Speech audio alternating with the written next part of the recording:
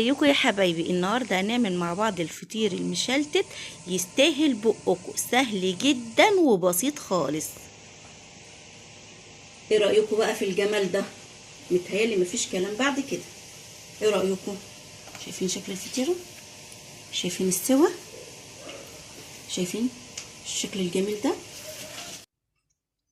السلام عليكم ورحمة الله وبركاته. ازيكم يا حبايبي؟ عاملين ايه؟ يا رب تكونوا بخير. اهلا بيكم في قناتي كل يوم جديد مع ام رحمة على اليوتيوب. النهاردة يا حبايب قلبي هنعمل مع بعض الفطير المشلتت. اول مرة نعمله مع بعض في القناة، ان شاء الله يكون سهل وبسيط ونقدر كلنا نستفاد من بعض. وان شاء الله اول ما تتفرجي على الفيديو يعجبك وتقومي تنفذيه على طول. في البداية نسمي الله ونصلي على الرسول، وعرفكم هنعجن الفطير المشلتت ازاي. طريقة عجنه سهلة جدا. قبل ما اعمل اي حاجة يا حبايبي اتمنى ان الفيديو بتاعي يعجبكم. اذا عجبكم الفيديو بتاعي لايك وشير وفعلوا لي زر الجرس واشتركوا لي في قناتي عشان يوصل لكم كل جديد. انا معايا كيلو من الدقيق متعدد الاستخدامات. هحط عليه معلقة صغيرة من الملح، مش اكتر من كده. ومعايا رتل ميه دافيه. احنا في الشتاء يبقى نعجن بميه دافيه، في الصيف نعجن بميه من الحنفيه عادي. بس يعني ايه، انا جايبه رتل ميه دافي، خليه معايا احتياطي على حسب الدقيق بتاعك ونوعيته بياخد ميه قد ايه. فانا هحط شويه بشويه لغايه ما الم العجينه بتاعتي ونعملها مع بعض ان شاء الله تطلع كويسه كده. ايه، هقلب الملح في الدقيق، احط شويه ميه كده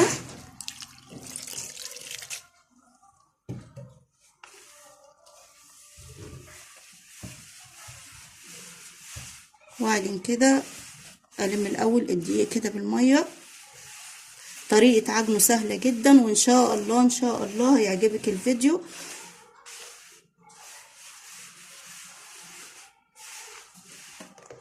وتعملي الفطير المشلتت لاولادك بدل ما تشتريه من بره. انا زي ما انا قلت لكم بحط شويه ميه بشويه ميه على حسب ايه نوعيه الدقيق اللي معاكي. في دقيق بيتشرب ميه كتير وفي دقيق لا.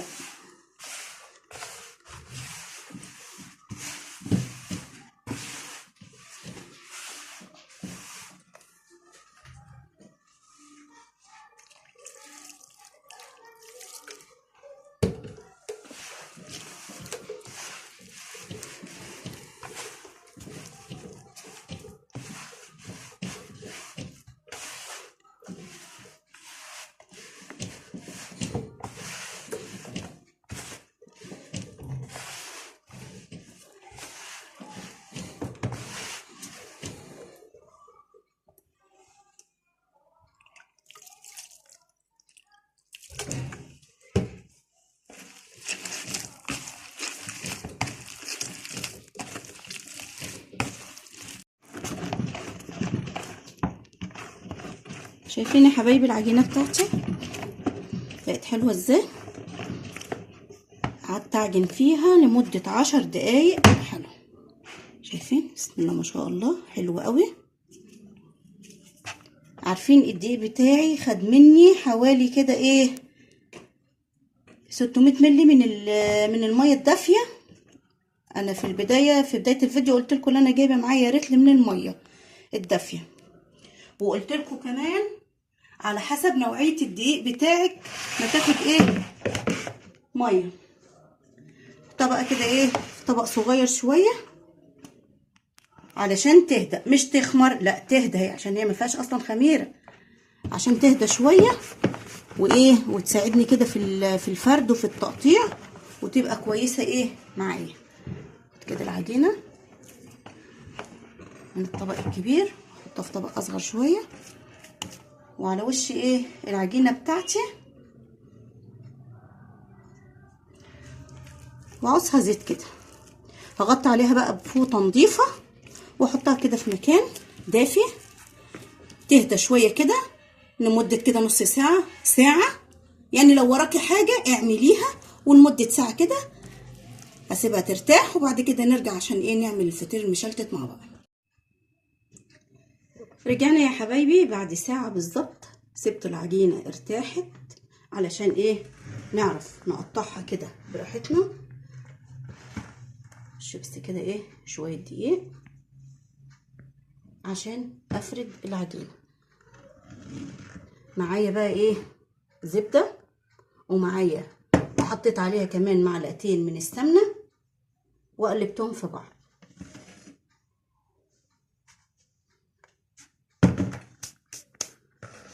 اخد العجينة بتاعتي، شايفين العجينة بسم الله ما شاء الله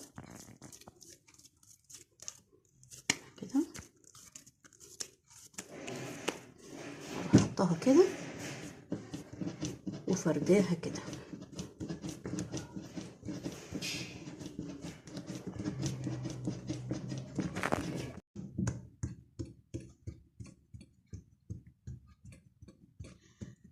شايفين قدامكم انا فردت العجينه كلها. هتقولوا دي تخينه، لا اصبروا عليا، انتوا لسه ما شفتوش حاجه. انا فردتها كده. اروح بقى ايه جايبه كده الزبده ومعلقتين السمنه اللي انا حطيتهم وافردهم كده على العجينه.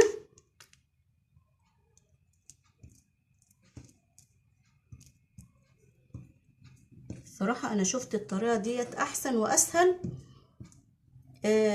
يعني احسن من ايه مثلا اقطع كور صغيره وافرد واعمل، لا يعني لقيت كده اسهل واحسن، وبتدي توريقه كده ايه للفطير، بتبقى حلوه قوي.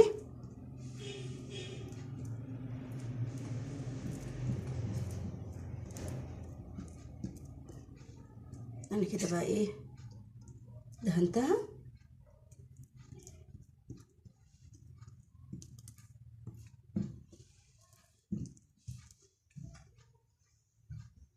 هعمل ايه بقى بعد كده؟ اروح عامله كده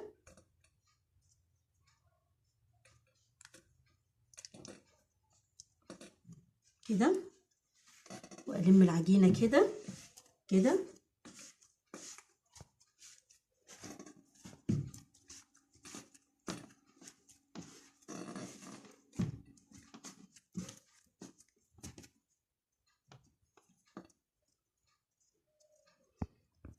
الم العجينه بتاعتي كده.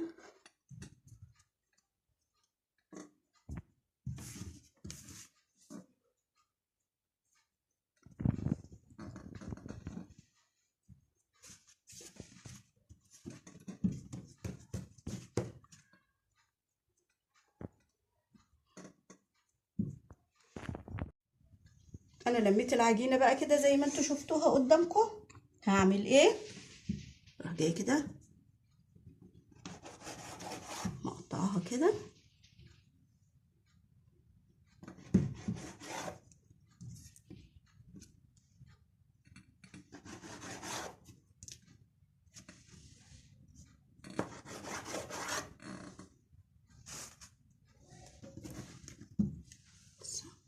اروح بقى ايه لمها كده على بعضها كده، لمها كده.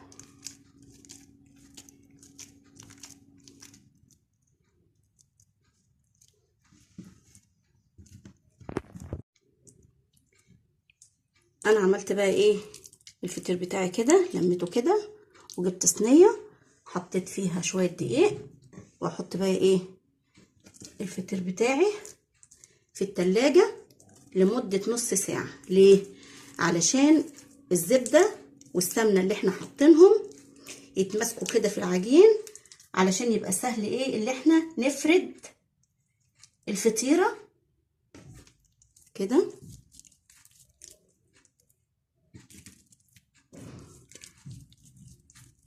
كده يبقى طلعوا 4 كبار حلوين كده وواحدة ايه وسط. يبقى من الكيلو دقيق طلعنا 5 فطيرات حلوين، 4 كبار وواحدة صغيرة زي ما انتوا شايفين كده. هحطها بقى ايه، هحط العجين ده كده اغطيه بكيس بلاستيك واحطه في التلاجة لمدة نص ساعة، وبعد كده نرجع نفرده مع بعض تاني. رجعنا يا حبايبي.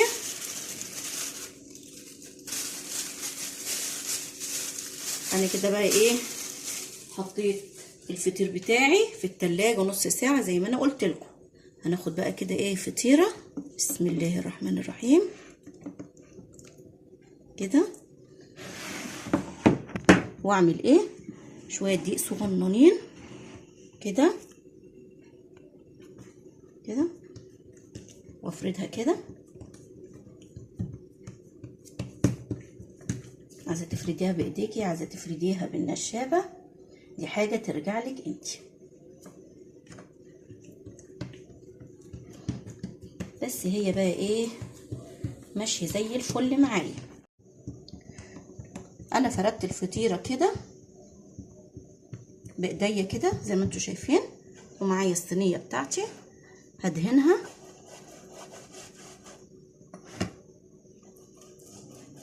بالسمنة والزبدة اللي احنا عملناهم قبل كده مع بعض كده، ندهنها كويس جدا كده. هعمل ايه، اروح جايبه بقى ايه الفطيره بتاعتي كده، لمها كده كده كده، واروح حطاها في الصينيه كده، اركنها بقى على جنب. اعمل دول، هعمل كمان واحده معاكم، رشه دقيق كده بسيطه. اخد فطيره وافردها كده،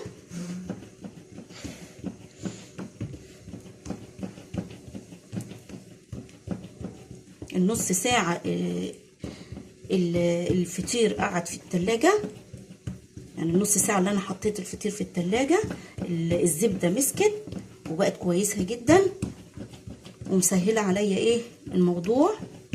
وزي ما انتوا شايفين كده الفطيرة بتتفرد معايا بكل سهولة. اروح بقى جاية لمها كده كده زي المنديل كده كده، واروح لمها كده. ومعايا صينية ادهنها برضو كده بالزبدة دهنة كويسة زي ما انتوا شايفين كده، واروح حاطه فيها الفطيرة كده، واحطها كده ايه ترتاح في الصينية، واخلص التلاتة اللي معايا دول بنفس الطريقة. ابدأ بقى كده افرد العجينة. انا عملت ايه الفطير بتاعي كله بنفس الطريقة اللي انا وريتها لكم. افردها كده تتفرد معايا بكل سهولة.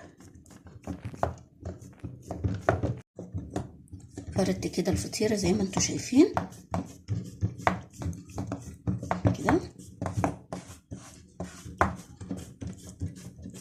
كده. هعمل ايه، اروح جايبه الزبده ودهنها كده على وش الفطيره. انا عندي طريقتين لتسويه الفطير، الطريقه الاولانيه على البوتاجاز من فوق، والطريقه التانية نحط في الفرن. انا ظابطه الفرن بتاعي على درجه حراره 180 علشان ايه ادخل الفطيره في البدايه خالص. انا مشغله من فوق مع المتابعه بقى. اول ما الاقي الفطيره كده استوت من تحت اروح قلباها على الوش التاني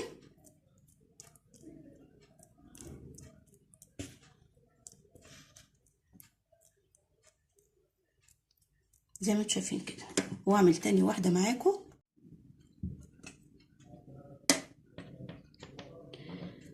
الفطيره التانيه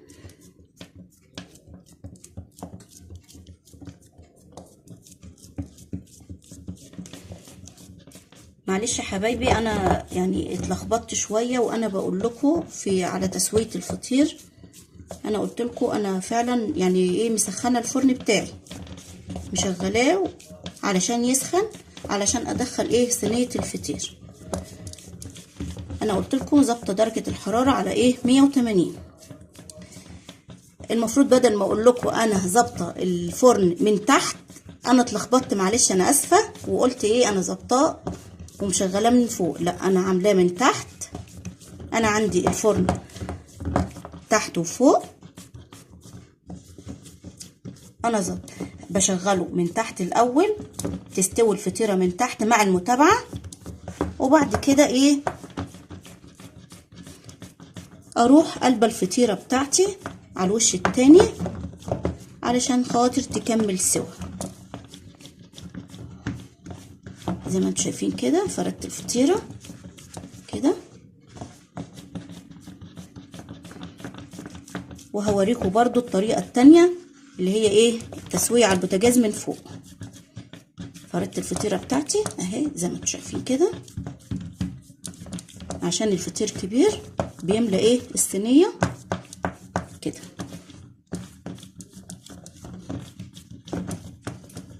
هدهنها زبده كده،